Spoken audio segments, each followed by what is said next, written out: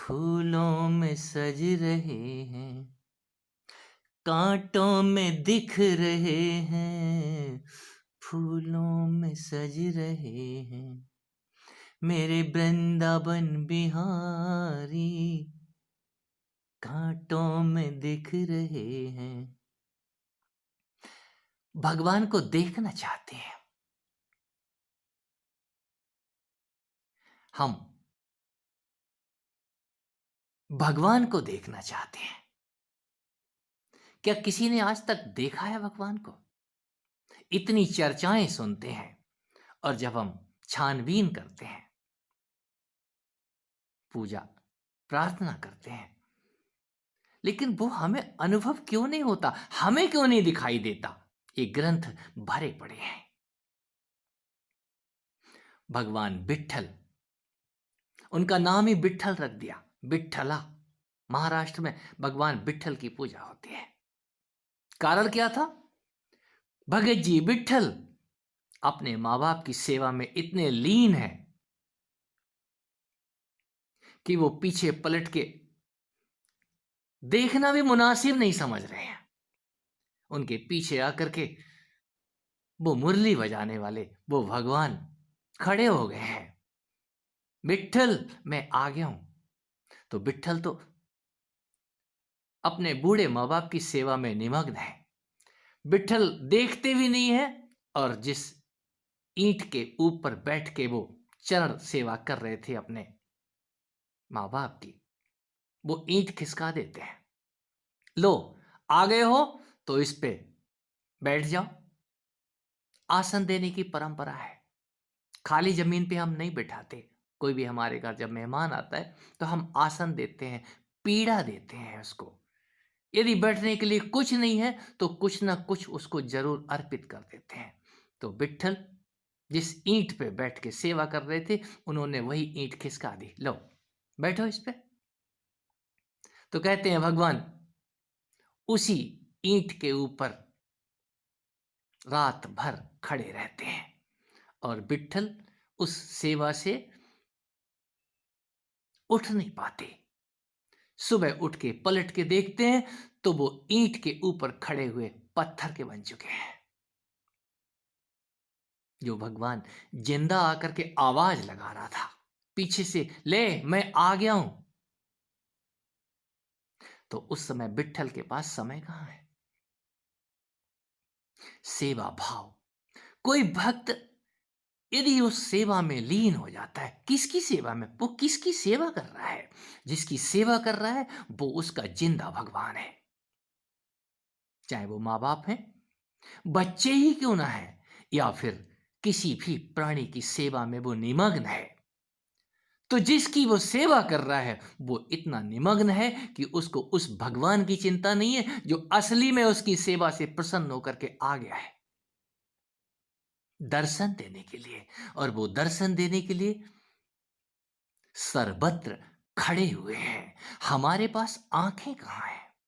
और जिनके पास आंखें होती हैं वो उनका फूलों में, अरे फूलों में नहीं, वो कांटों में भी दीदार कर लेते हैं। ये कांटे भी उसी की कृपा से बनते हैं। यहाँ सुख तो है ही, दुख भी उन्हीं का बनाया हुआ है। सब कुछ उन्हीं का बनाया हुआ है। और यही वजह है हमने जिस भगवान को कभी पुकारा था वो आ तो गया, लेकिन हम किसी और ही उधेड़ बुन में लगे हुए थे। हम पुकारने के बाद भूल गए उसको। हम घंटे भर बाद आते हैं। आप थोड़ा रुको महात्मा जी, हम आपको घंटे भर के बाद बात करेंगे आपसे। घंटे भर, 2 घंटे, वो महात्मा जी कितनी देर खड़ा रहेगा? अगला घर देखेगा वो भगवान कितनी देर खड़ा रहेगा, लेकिन खड़ा रहेगा तो निसंदेह वो पत्थर का हो जाएगा।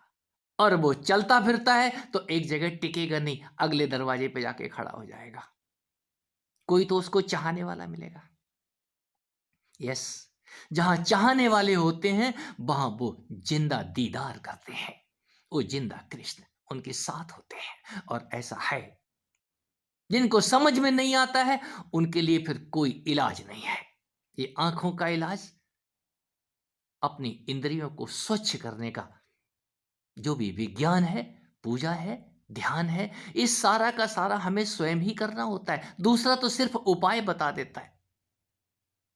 अपना ग्रह साफ रखो, ग्रह दशा ठीक करो, ये नहीं बोलेगा। अपना ग्रह, ये तन और मन रूपी जो घर लेकर के घूम रहे हो, हम कितना साफ रख पाते हैं, कितना खाली रख पाते हैं। जब वो आता है तो हम उसको टाइम बता देते हैं, लो इस ईंट के ऊपर, इस आसन के ऊपर बैठ जाओ, यदि इच्छा है तो बैठो, नहीं तो खड़े रहो, अभी हम व्यस्त हैं।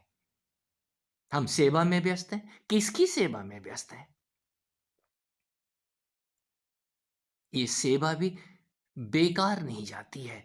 यदि कोई सेवा में व्यस्त है और भगवान पत्थर के भी हो गए हैं तो निस्संदेह अपने भक्त का मान रखते हैं। आज हमने प्रतिमाएं यदि पत्थर की बनाई है, वो मीनिंगफुल है, वो पत्थर के होने ही चाहिए। यदि भगवान कहीं जीवंत हो गए तो आपके सवालों का जवाब देते देते वो पत्थर के हो जाएंगे। क्यों? आपके सवाल ही ऐसे हैं। आपके हाथ में तो धनुष बाण होना चाहिए, ये बांसुरी कहां से आ गई है? अरे, यहाँ तो सुदर्शन होना चाहिए, ये आप किसको लेके घूम रहे हैं साथ में? भगवान से इतने सवाल करेंगे तो वो उत्तर देते देते पत्थर के हो जाएंगे।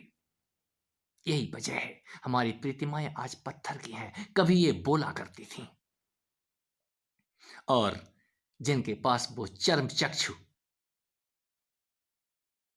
वास्तव में उन्हीं की कृपा से कहीं जीवंत हो गए हैं, तो रामकृष्ण परमहंस सरीखे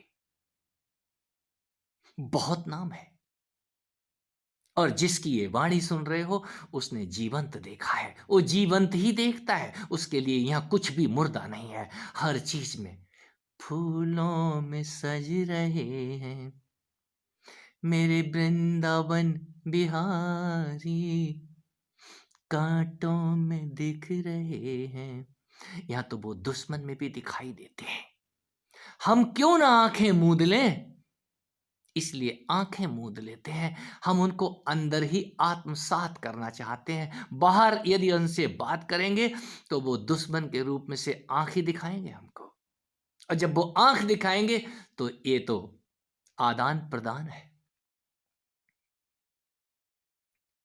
एक्टिंग के साथ एक्टिंग करनी पड़ती है।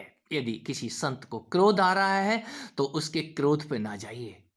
किसी भक्त को यदि क्रोध आ रहा है तो उसके क्रोध पे ना जाइए। कहीं उसके अंदर वो प्रेम की रसधार भी है। वो अपने प्रेमी पे, अपने प्रेमास्पद पे ही क्रोध कर रहा है। किस लिए? यही एक अधिकार मिलता है। इतना जानने के बाद ही हाथ जुड़ते हैं। हर रूप में तू ही तू। वो अपने प्रभु से ही लड़ता है। वो अपनी उस मां से ही लड़ता है जिसका वो राज दुलारा है। यहाँ दूसरा कोई नहीं है लड़ने के लिए। ये आंखें, ये इंद्रियां स्वच्छ हो जाती हैं तो उसके अलावा कोई दूसरा दिखता नहीं है। वो कहे तो कहे किसको? उसी को शिकायत करता है, तुम क्यों आ गए हो बिना बताए हुए मेरे पास? वापस जाओ। वो किसको कह रहा है? जरूर वो नाता पता चलता है।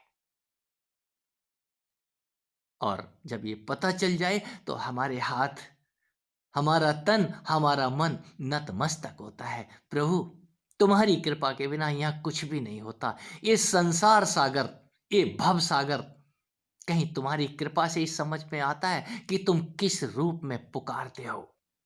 और जब तुम पुकारते हो तो सब काम धंधे छोड़ के वो विट्ठल सेवा भी छोड़ देता है और पलट के पीछे को मुड़ के देखता है, उससे पहले कि वो पत्थर के हो जाए। मरण धर्मा सेवा को छोड़ देता है। ये छोड़ ही देना चाहिए। यदा कदा कोई आवाज लगाता है आपको, आवाज क्यों लगाता है? कोई कारण है। कुछ ऐसा बताना है कि इस मिट्टी और पत्थर के संसार में ही मत उलझे रहो। अपनी तरफ पलटने के लिए वो आवाज लगाता है, पलट के देख, मैं तेरे ही अंदर हूं। तू किसकी सेवा कर रहा है? पहले अपनी तो सेवा कर ले। और तेरे ही अंदर कहीं मैं भी बैठा हुआ हूं। अपने ही अंदर दिखाने के लिए जब कोई देख लेता है तो दूसरे को दिखाने की बात करता है। इधर उधर मत झांको, इधर उधर मुंह मत मारो, तुम्हारे ही मुंह के अंदर से मैं मुखरित हो रहा हूं, तुम्हारी आंखों से मैं देख रहा हूं। ये देखने की ये देखने की प्रज्ञा जन्म लेती है, और एक बार आपकी वो महादशा, आपको एक बार वो महादशा आपकी आ जाए, फिर आपको कुछ भी करने की जरूरत नहीं है। फिर दीदार 24 घंटे, फिर वो कभी ओझल नहीं होते। और ऐसा ही है, जिन्होंने जाना है उन्होंने बखान किया है, और बखान किया है तो कहीं कोई जान के जब बोलता है तो उसके शब्दों में जान होती है।